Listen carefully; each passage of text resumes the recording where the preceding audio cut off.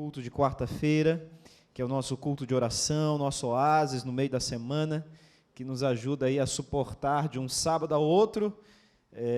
Paramos aqui para fazer um pit stop no meio da semana, para recarregar um pouquinho das baterias espirituais, para rever os irmãos, para orarmos uns pelos outros, para estarmos juntos nesse momento. E louvado seja Deus, porque você encontrou tempo, encontrou desejo, vontade, ânimo para estar aqui nessa noite. E eu tenho certeza que Deus não vai permitir que você saia daqui nessa noite sem receber a sua bênção. Nós vamos agora abrir a palavra de Deus, vamos estudar a mensagem de Deus para nós nessa noite. E eu espero que essa mensagem ela encontre lugar no seu coração e te ajude a crescer como pessoa, como um filho, um servo de Deus. Eu quero já começar convidando você a abrir a sua Bíblia no livro de Isaías, do profeta Isaías. Aí no Antigo Testamento, o profeta Isaías, um dos profetas maiores, capítulo 30.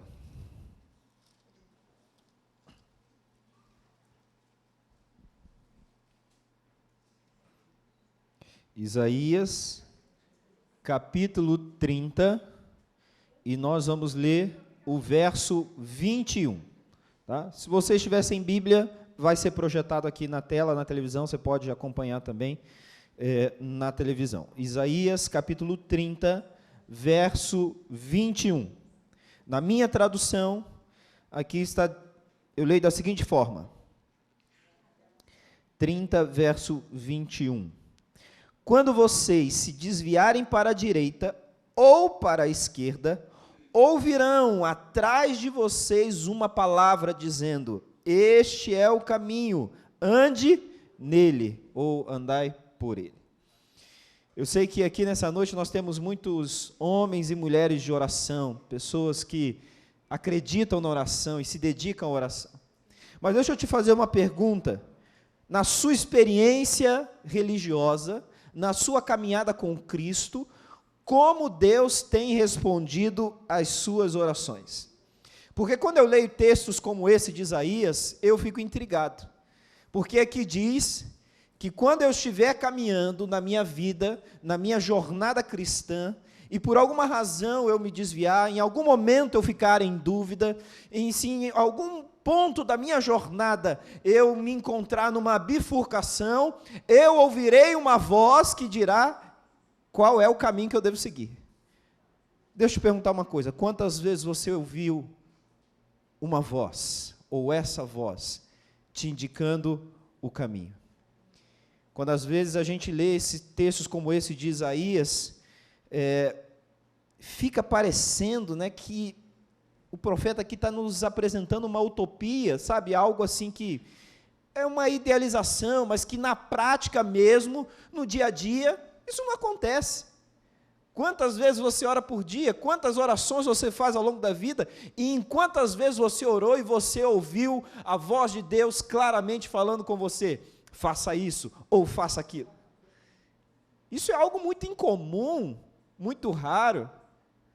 Há pessoas que vivem uma vida inteira de caminhada cristã e nunca passaram por essa experiência, nunca ouviram essa voz, claramente assim dizendo, olha, faça tal coisa. E aí fica parecendo que Isaías aqui ele está dando uma exagerada, né? Está fazendo uma utopia. E a verdade é que uma das maiores barreiras à vida de oração constante, né? Não estou dizendo aqui de orações esporádicas, que você possa fazer em alguns momentos especiais, ou em alguns momentos de angústia e preocupação, que você sente as coisas apertando e aí você se põe a orar. Eu estou falando da oração constante, a oração de hábito, sabe? A oração como a de Daniel, que orava 3 vezes ao dia. E você sabe qual é o maior inimigo dessa oração constante? É a percepção, é a sensação de que a oração é uma via de mão única. Que parece que a maior parte do tempo a gente está falando sozinho. E nessa dinâmica da oração não há um relacionamento real. Porque você já ouviu na igreja em algum momento alguém dizer assim, não, mas a oração é como abrir o coração a um amigo. E esses jargões igrejeiros são bonitos, né? São poéticos, né? São frases bonitas que a gente faz na igreja, não? Porque a oração é abrir o coração, é conversar como se você conversa com um amigo. Mas na prática, sendo bem sincero, não costuma ser assim, não.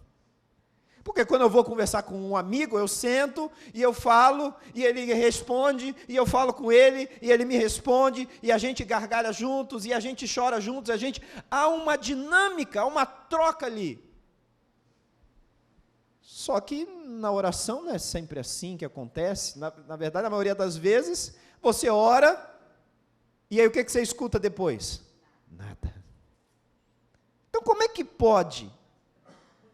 Tem alguma coisa errada aí, irmãos? Nós falamos com Deus e Ele nunca ou quase nunca nos responde? Ou será que responde? Como saber, como podemos identificar as respostas de Deus? Essa é uma pergunta importante a ser respondida. Como que funciona essa dinâmica da oração? Porque você vem à igreja, a gente vem à igreja, culto após culto, e a gente faz orações aqui, e incentiva você a fazer orações na sua casa. A igreja promove, né, jornadas de oração. Viemos aqui num culto de quarta-feira, que é um culto de oração, entregar os nossos pedidos, orar de joelhos, como nós oramos aqui, intercedendo pelos pedidos. Mas e aí? E a resposta? A nossa petição, né? Como que se dá essa dinâmica? Será que Deus ainda fala hoje com viva voz, ou a gente tem que ficar tentando adivinhar a vontade de Deus através de uma cadeia de circunstâncias? Será que Deus, ele responde assim? Vai chegar para você e vai dizer: Sinelão, sabe aquilo que você me perguntou? É isso que você tem que fazer. Será que Deus responde assim ainda? Ou eu tenho que ficar atento as circunstâncias, as coisas que estão me acontecendo, falo, ih, caiu uma manga da árvore ali, ó, Deus está me mandando um sinal, está falando comigo, alguma coisa, né? Aconteceu um negócio ali, não, isso é sinal, olha a resposta de Deus à minha oração, né? Veio alguém e falou uma coisa que, aquilo ali foi o estalo, foi a resposta para a oração. Eu tenho que ficar atento, porque o texto de Isaías 30, 21, ele não se cumpre na maioria das vezes. A voz que eu preciso ouvir me dizendo, olha, esse é o caminho, andai por ele, essa voz, parece não existir. Mas aí vem uma outra pergunta que, eu gosto de fazer perguntas para te levar à reflexão. Se Deus falasse com você hoje, ou amanhã de manhã, a hora que você acordar, você seria capaz de reconhecer a voz de Deus? Essa é uma outra pergunta também importante. Porque eu posso dizer, não, Deus não fala comigo. E se Deus falar, eu vou reconhecer a voz de Deus? Então imagine algumas situações, por exemplo, imagine um fazendeiro, e ele está ali encostado no trator dele, olhando ali toda a plantação da sua fazenda, né, uma fazenda próspera, uma terra fértil, que produz muita coisa. Aí ele ouve uma voz falando claramente a ele, dizendo, esse ano você vai plantar milho, não trigo. Aí ele pensa, puxa, vou ter que refazer todo o meu planejamento. Você ouviria essa voz? Você atenderia essa voz?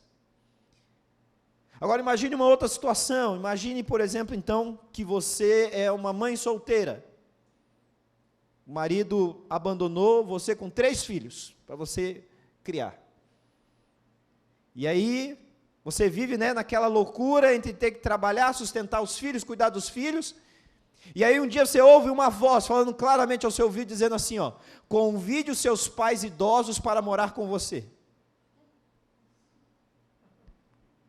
Você ia atender essa voz? Você ia dizer, não, é Deus que quer que eu traga os meus pais idosos para morar comigo. O que você faria? Imagine uma outra situação, você é um membro fiel, uma pessoa que frequenta todos os cultos, que é um membro, um aluno frequente da escola sabatina, você tem a lição, você estuda a lição, você é um dizimista fiel, você é um ofertante fiel. E aí um dia você ouve uma voz claramente falando com você assim, como se estivesse do teu lado dizendo: vende tudo que você tem e dá o dinheiro para a ASA, para ajudar os projetos da igreja. E aí, você ia atender? Você ia falar? É de Deus, né? A diretora da ASA falou, é de Deus. Você ia atender essa voz? Agora imagine uma outra situação. Você é um fazendeiro, né? Um fazendeiro não, um pecuarista. Você cria gado, e você é muito bem sucedido. Você tem dinheiro, você acumulou muita riqueza ao longo da vida, só que você já está numa fase assim, né, já no final, né, já nos acréscimos depois dos 45 do segundo tempo, né?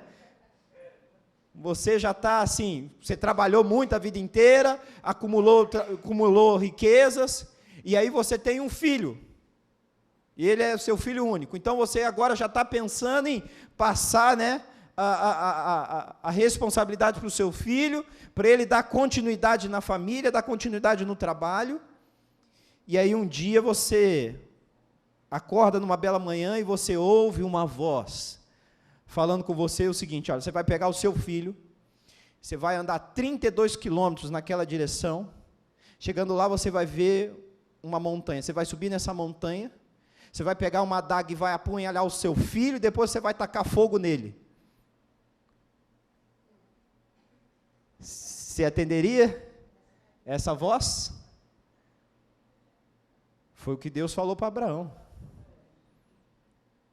Uma bela manhã, Abraão se levanta e ele ouve uma voz dizendo: pega teu filho, teu único filho, leva para o lugar que eu vou te mostrar e lá sacrifica o teu filho em holocausto a mim.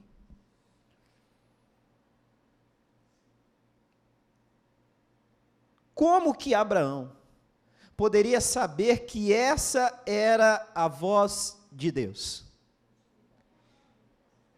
Eu tenho certeza que se Abraão fosse um adventista do sétimo dia, ele jamais levaria o seu filho para ser sacrificado. E isso não é nenhuma crítica aos adventistas do sétimo dia, não. É porque Abraão, como um bom adventista, ele ia pensar: o sexto mandamento da lei de Deus diz que eu não devo matar, não assassinarás. Os profetas de Deus dizem que sacrificar os próprios filhos em holocausto é uma abominação diante de Deus. Então, essa voz pode ser de qualquer um, menos de Deus, não pode ser a voz de Deus. Deus não ia pedir algo que contraria a sua lei, que contraria a sua palavra. Só que tem um problema: aquela era a voz de Deus mesmo. Deus estava pedindo algo que racionalmente vai contra os seus próprios mandamentos. E se você raciocinar e racionalizar isso, você não atende essa voz, não pode ser a voz de Deus. Mas Abraão sabia que aquela era a voz de Deus. Por quê? Porque Abraão tinha uma experiência com Deus pregressa. E ele já era capaz de discernir qual era a voz de Deus, quando era Deus falando ou não. Queridos, a grande verdade é que eu e você precisamos aprender, em meio ao tumulto do mundo que nos cerca, precisamos aprender a discernir a voz de Deus. No meio de todo o barulho, de toda a bagunça, da cidade, dos problemas, dos amigos, dos vícios, das secularidades que estão ao nosso redor, das coisas que nos atraem, das coisas que nos encantam, no meio de toda essa bagunça, no meio de toda essa salada, essa Babilônia toda, ali no meio está a voz de Deus, falando conosco todos os dias.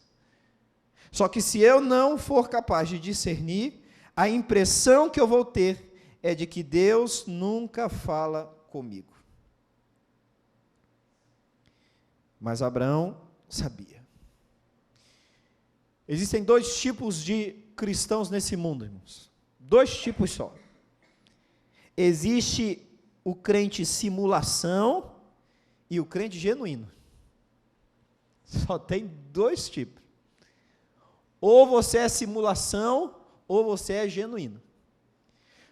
Aquele que é simulação, ele vai aprender a viver uma religião em piloto automático. Ele pode fazer de tudo que se espera que um cristão, que um filho de Deus, um servo de Deus faça, mas ele faz no piloto automático. Ele foi ensinado assim, ele foi adestrado religiosamente dessa maneira, ele aprendeu disciplinas espirituais e ele segue sem pensar muito. Então ele canta, ele louva, mas ele não reflete em nada sobre aquilo ali. Ele frequenta os cultos e a palavra de Deus bate nele e ele ouve, mas aquilo não tem impacto nenhum sobre a vida dele. Ele vem à igreja, ele pode ser fiel nos dízimos e nas ofertas, ele pode até pregar e falar de Cristo lá fora para outras pessoas, mas ele vive num piloto automático. Ele faz porque assim ele foi ensinado a fazer, assim ele foi treinado a fazer. Agora, o cristão genuíno é aquele que vai aprender a desenvolver uma relação viva e dinâmica com Deus. Porque eu posso ser treinado, assim como um cão pode ser treinado, assim como um chimpanzé pode ser treinado, eu posso ser treinado religiosamente. Eu venho e me dizem, você tem que fazer isso, faz tal coisa, você faz assim, você segue esse procedimento, você segue esse padrão, isso aqui você não pode comer, você tem que se vestir desse jeito, você só pode falar essas palavras, aqueles lugares você não pode ir, e aí você monta ali um menu religioso e você vai seguindo aquilo ali. E vive nesse ciclo constantemente. Só que não há vida nessa fé. Não há fervor, não há calor, porque não há dinâmica. É uma mera repetição de instruções religiosas que você recebeu e você segue aquilo ali inadvertidamente. E é por isso que às vezes a gente vai encontrar pessoas que estavam há muito tempo na igreja, frequentando a igreja, e que para todos os efeitos eram filhos de Deus fiéis, de uma hora para outra abandonando a igreja, ou de uma hora para outra caindo num pecado, num escândalo, e aí a gente pensa, puxa, mas como que isso pode acontecer? É uma pessoa que sempre foi uma referência, um exemplo, porque não há substância, não há vida, não há calor, fervor, porque não há um relacionamento vivo e dinâmico com Deus. É mera repetição. É ficar repetindo aquilo que foi ensinado. Então, como é que a gente vai desenvolver essa relação viva e dinâmica? E aí, preciso fazer outra pergunta para você. Talvez Deus não fale diretamente com você, com voz audível, assim como Ele falou com Abraão e falou com outros, porque, de fato, essa é uma situação incomum. Aquilo que Deus pediu a Abraão é a exceção que confirma a regra. É um caso muito especial, muito específico. Mas, no geral, no dia a dia, isso não significa que Deus não se comunique conosco. Talvez não com palavras aos nossos ouvidos, mas com impressões, sensações, inclinações, coisas que vão nos impulsionar e vão nos incomodar. E nós podemos chamar isso de sensações, impressões. E aí eu preciso perguntar, com que seriedade você encara as impressões que você sente ao longo dos seus dia a dia, que te impressionam no sentido de dizer ou fazer coisas, e você acredita que essas coisas, essas impressões são a orientação de Deus para tratar de assuntos que você não encontra resposta nas Escrituras. Porque, irmãos, a gente tem que ser sincero, nós somos, como adventistas do sétimo dia, nós somos verdadeiros amantes da palavra de Deus. Nós amamos a Bíblia, nós cremos na Bíblia, mas a gente precisa também ser honesto e reconhecer que a Bíblia ela não tem resposta para todas as inquietações da vida. Existem situações do dia a dia que eu e você vamos enfrentar, que nós não encontramos um claro assíndio do Senhor nos orientando sobre como nós devemos proceder naquela situação. E aí, como que faz?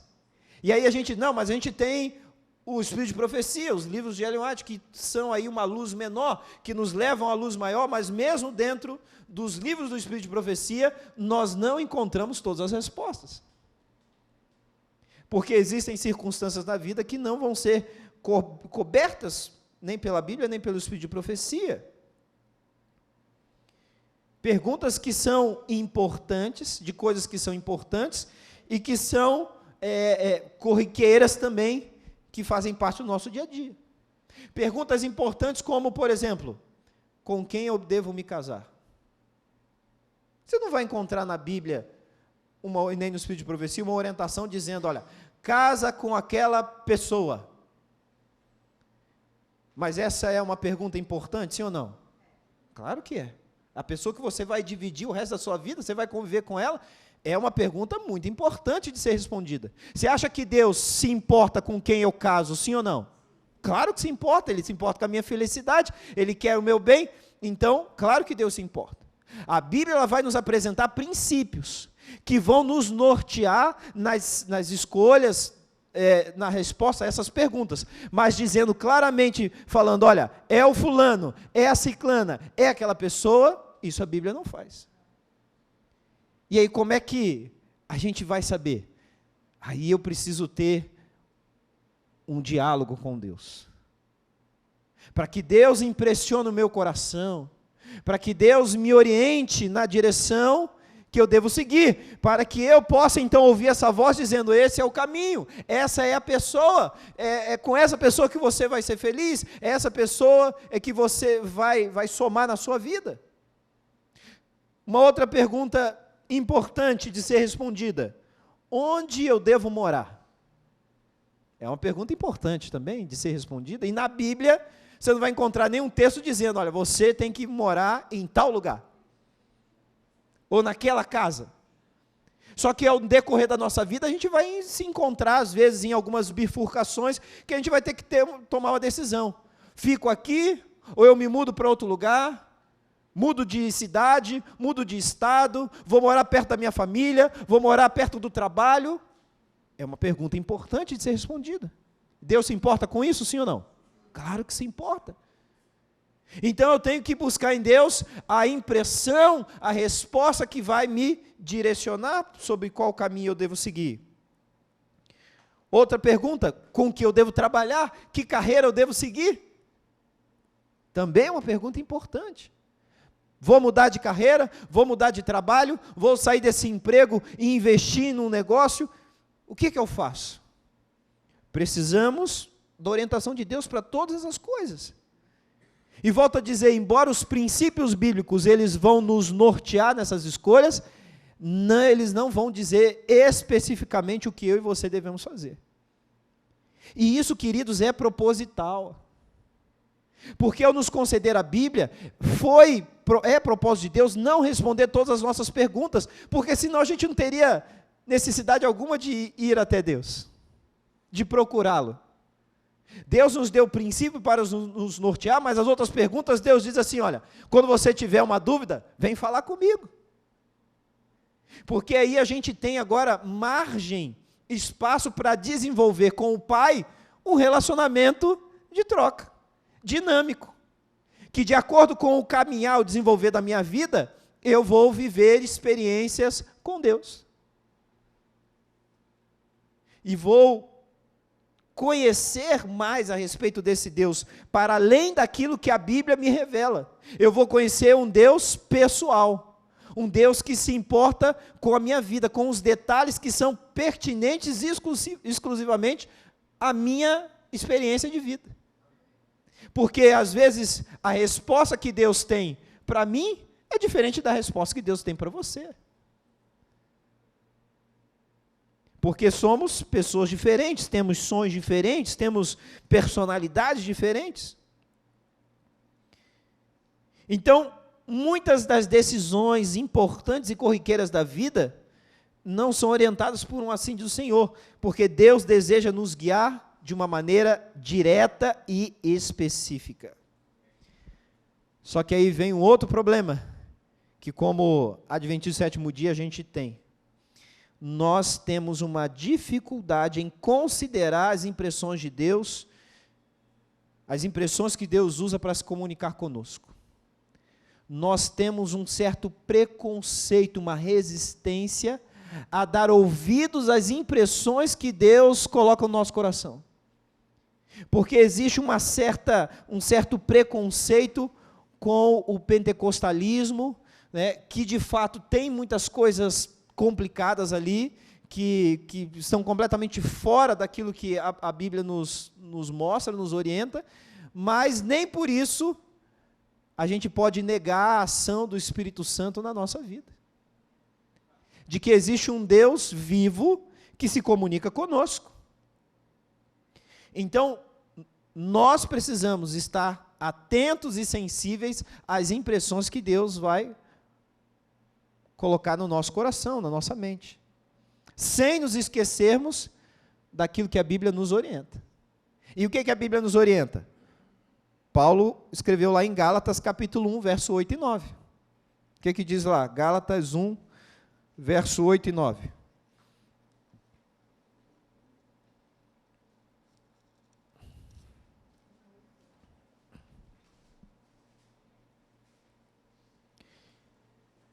Paulo diz aí, mas, ainda que nós, ou mesmo um anjo, vindo do céu, pregue a vocês um evangelho diferente daquele que temos pregado, que esse seja anátema. Como já dissemos, e agora repito, se alguém está pregando a vocês um evangelho diferente daquele que já receberam, que esse seja anátema. Outro texto, 2 Coríntios, capítulo 11. 2 Coríntios 11, verso 14 e 15. E Paulo também diz aí, e não é de admirar, porque o próprio Satanás se disfarça de anjo de luz, portanto não deveria surpreender que os seus próprios ministros se disfarçam em ministros de justiça, o fim deles será conforme as suas obras. Então o que a Bíblia nos orienta, nos alerta, irmãos? De que nós, sim, precisamos estar atentos às impressões, ao comunicado que vem do céu até nós. Só que a gente precisa estar atento também ao falso comunicado. E qual é a régua? Qual é o termômetro? O termômetro é a palavra de Deus. Se uma impressão que me vem à mente, me vem ao coração, me coloca em contradição com aquilo que está claro na palavra de Deus, essa impressão não pode ter vindo de Deus. Porque a Bíblia, ela vai ser a regra de fé e prática que nós vamos seguir. Então, a Bíblia vai ser o termômetro. E a gente vai ter 4 fontes de impressão que podem vir sobre a nossa mente. A primeira é Deus. Deus pode impressionar a nossa mente, o nosso coração, para que a gente faça algo. Isso é real. Mas também é real, de acordo com a Bíblia, que aí existe uma segunda fonte, Satanás, que também vai querer impressionar a nossa mente, o nosso coração, para que a gente faça a vontade dele. Existe uma terceira fonte, que é eu mesmo, o meu pensamento, o meu delírio. Às vezes lá nos recônditos, lá nos porões da minha mente, de vez em quando, foge ali uns fantasmas ali, que vem plantar umas ideias na minha cabeça. Né? O pessoal fala, não, os pensamentos intrusivos, né? De nada vem umas ideias assim, de autossabotagem, né? Para provocar a gente a fazer coisas que não vêm necessariamente de Satanás, mas vêm da nossa própria mente adoecida. E existe ainda uma quarta fonte de impressão, que são das pessoas que estão ao nosso redor, dos nossos amigos, familiares, que vão exercer uma influência sobre nós e vão muitas vezes causar em nós impressões, desejos. Então existem 4 fontes de impressões. E aí a grande pergunta é: como distinguir qual que é de Deus e qual que não é? Porque em 4 opções, apenas uma vem de Deus. Como? Existe um limite que vai nortear a interpretação das impressões que nós temos. E esse limite é o assim diz o Senhor. Se me vem uma impressão no coração, um desejo, um impulsionamento que está me impulsionando a tomar uma decisão que vai me colocar em contradição com a palavra de Deus, essa impressão precisa ser rechaçada. Então, exemplos. Me vem a impressão, a ideia de que eu e o meu cônjuge somos incompatíveis. Que, na verdade, nós cometemos um erro ao nos casarmos e nós não devemos continuar juntos. Me vem essa sensação, essa impressão. Só que essa é uma impressão, uma sensação que me coloca em contradição com a palavra de Deus. Que me diz, olha, não, aquilo que Deus uniu, não separe o homem, que ao se tornarem uma só carne, deverão viver juntos até que a morte os separe. Então, essa é uma impressão que muito provavelmente não vem de Deus. Outro exemplo, me vem o desejo, uma impressão de que eu preciso abandonar a minha carreira, que eu dediquei anos de estudo, de trabalho, para agora eu viver aí uma aventura e investir em algo que não vai me dar segurança, mas que eu acredito que possa render frutos no futuro. Cuidado. Pode ser apenas vaidade ou ganância do seu próprio coração. E você está seguindo como se fosse a vontade de Deus para a sua vida. Não, eu tenho a impressão que eu estou sempre certo. Não, eu só errei uma vez na vida, né? Foi quando eu achei que eu estava errado, né? Não, tem gente que tem essa impressão, né? Eu sinto que eu estou sempre com a razão. A Bíblia diz que você está errado. A Bíblia diz que você está errado. Então, queridos, nós não podemos desprezar completamente as impressões que vão nos levar a uma caminhada dinâmica com Deus, mas também a gente não pode, né, se render a qualquer impressão, qualquer desejo que vem no nosso coração. Porque a gente precisa avaliar, a gente precisa ser criterioso para não cairmos numa armadilha. E o segredo, como sempre, está no equilíbrio. Não devemos colocar as impressões acima das claras orientações de Deus, mas também não devemos perder o senso da presença de Deus. Por que isso, queridos? É o senso da presença de Deus, é você ter o senso de que Deus está comigo. O Espírito Santo caminha ao meu lado, os anjos de Deus estão comigo. Então, quando eu tiver uma dúvida, eu posso então buscar em Deus uma orientação sobre o que fazer, e Deus que caminha comigo, que se faz presente constantemente na minha vida, dentro de mim, porque eu sou templo do Espírito, Ele vai me impressionar e me impulsionar para o caminho que eu devo fazer, sobre aquilo que eu devo dizer. Então, nas coisas importantes da vida e nas coisas corriqueiras da vida, ali vai estar o Espírito Santo para te guiar. Dizendo, olha, não fala isso aí que você está pensando em falar, não fala isso não. Ou então, diga isso que você está com vontade de dizer, diga, agora é a hora, diga porque vai ser importante você dizer isso. Vai lá e fala com aquela pessoa, e aí você sente aquele incômodo assim, de lá, fala isso para aquela pessoa.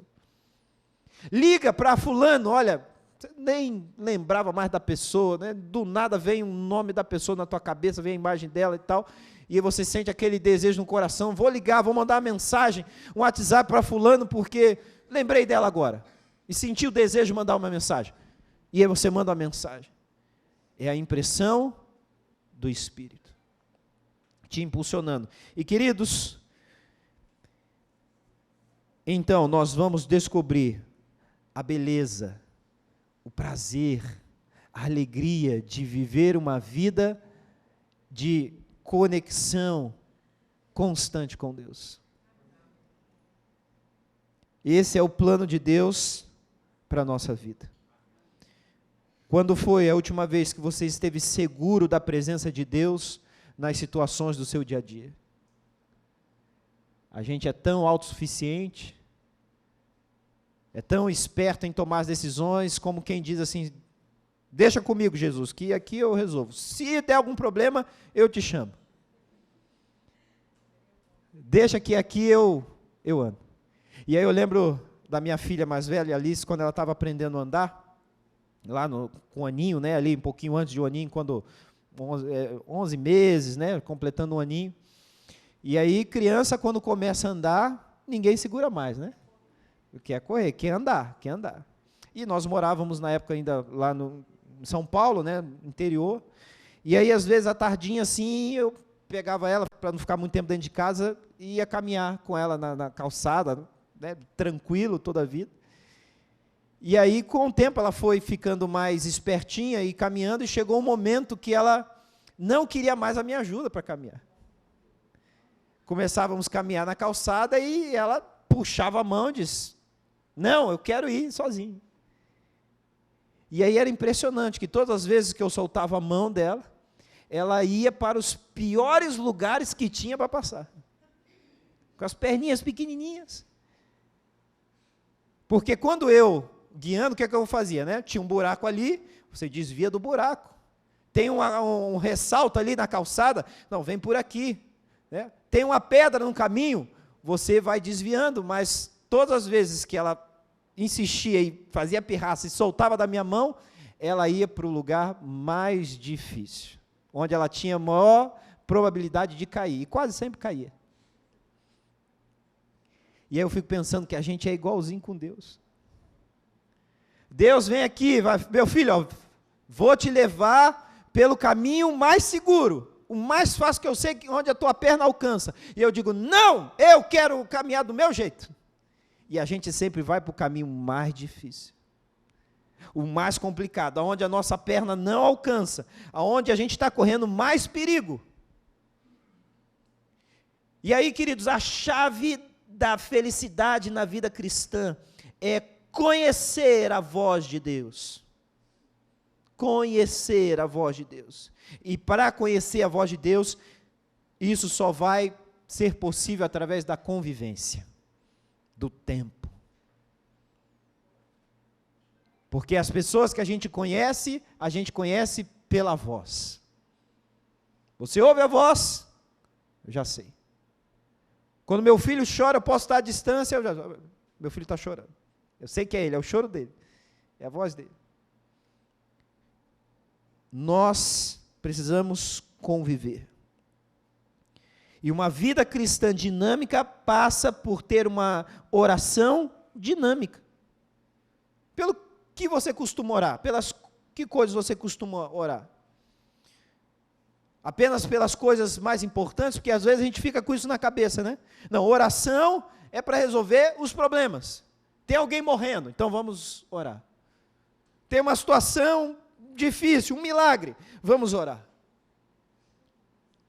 Mas às vezes a gente não ora a Deus pedindo para encontrar a vaga de estacionamento quando você vai no mercado, né? Você não ora a Deus para, quando você for pegar o metrô, achar uma vaguinha no banco para você ir sentado, para você não ir em pé, né? Muitas vezes a gente esquece de orar por essas coisas. Por coisas que são importantes para nós naquele momento, mas a gente acha que para Deus não é importante. Mas tudo que está relacionado à nossa vida é importante para Deus. E a gente precisa criar esse hábito de orar também pelas coisas pequenas. Ore também pelas coisas menos importantes. E não tenha medo de errar de vez em quando. Às vezes você pode se equivocar, você vai sentir uma impressão e de repente não era uma impressão de Deus para você fazer aquilo, e pode ser que você cometa um equívoco, mas não tenha medo de errar, porque é pela insistência e pela prática é que nós vamos nos aperfeiçoando. Porque se Deus não tivesse paciência com os nossos erros, irmãos, a gente já não era para estar aqui há muito tempo. Porque Deus sabe que, como uma criança que está aprendendo a andar, nós vamos cometer erros. E vamos tropeçar, e vamos caminhar por caminhos que não são os mais seguros. Mas a prática se aperfeiçoa com o tempo. E nada, queridos, nada se compara ao prazer, à segurança de você ter certeza que você está no lugar certo que Deus quer que você esteja. Nada se compara a isso, nada. A sensação de saber que nós nos encontramos onde Deus quer que eu esteja, fazendo aquilo que Ele deseja que eu faça. Nada supera isso. E é exatamente isso que nós iremos receber. É exatamente isso, a experiência que nós viveremos, a partir do momento que nós começarmos a desenvolver esse relacionamento dinâmico com Jesus. Então eu quero desafiar você nessa noite, a você talvez repensar a sua experiência religiosa até aqui, a você repensar a dinâmica de como tem sido as suas orações, o seu relacionamento com Deus, e buscar uma troca, um relacionamento mais real, mais vivo, porque Deus é real, Deus é uma pessoa real, viva, e que está ao nosso lado, na pessoa do Espírito Santo. Então, nós podemos se comunicar de maneira mais dinâmica, mais imediata com esse Deus. Nós só precisamos estar atentos para ouvir a sua voz e termos a experiência adquirida para sabermos distinguir a voz de Deus em meio às vozes que a gente está ouvindo. Talvez seja necessário a gente silenciar algumas coisas na nossa vida, alguns barulhos que estão impedindo a gente ouvir a voz de Deus. Talvez nós possamos estar colocando coisas na nossa vida que estão gritando muito mais alto do que a voz de Deus e a gente não está conseguindo ouvir. Pode ser esse o seu problema. E aí a gente tem que ter humildade para fazer uma checklist, uma avaliação para ver, não, isso aqui está sendo um ruído na minha comunicação com Deus. Mas não perca o privilégio de ter uma vida de relacionamento íntimo e verdadeiro com o teu Deus. Porque esse é um privilégio que todos nós temos e que está ao nosso alcance. Quantos querem viver uma nova experiência com Jesus? Vamos orar? Quero te convidar a ficar em pé e vamos pedir a bênção de Deus. Ó Pai querido, nós precisamos sempre, ó Deus, com humildade, reconhecer diante do Senhor as nossas falhas, as nossas faltas, as nossas debilidades, a nossa, muitas vezes, condescendência com o pecado, com as coisas desse mundo, que muitas vezes vem nos conquistar e exercer influência sobre nós, e vem também para nos distanciar, ó Deus, do Senhor, e de uma vida de relacionamento íntima contigo. E aí ficamos muitas vezes vivendo uma religião mecânica, superficial, simulada, mas não foi para isso que o Senhor veio morrer na cruz do Calvário. Então, ó Deus, nos ajude, ó Pai, a não desperdiçar o privilégio que temos de poder ter uma vida de relacionamento íntimo contigo. Que em todas as coisas da nossa vida, as grandes, as pequenas e até aquelas mesmas que nós achamos insignificantes, possam ser trazidas ao Senhor, conversadas, para que possamos nos acostumar a sentir a presença do Teu Santo Espírito, a estarmos sensíveis às impressões que o Senhor vai colocar na nossa mente e no nosso coração, e por que não, quem sabe em algum momento, nós iremos poder também ouvir a Tua voz, falando de maneira clara aos nossos ouvidos, dizendo, este é o caminho, andai por ele. Porque a Tua palavra assim o diz, Senhor.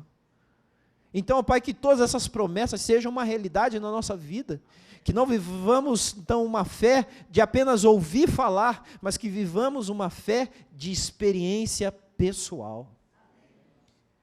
Porque é o que nós desejamos, Senhor, em nosso coração, no fundo da nossa mente.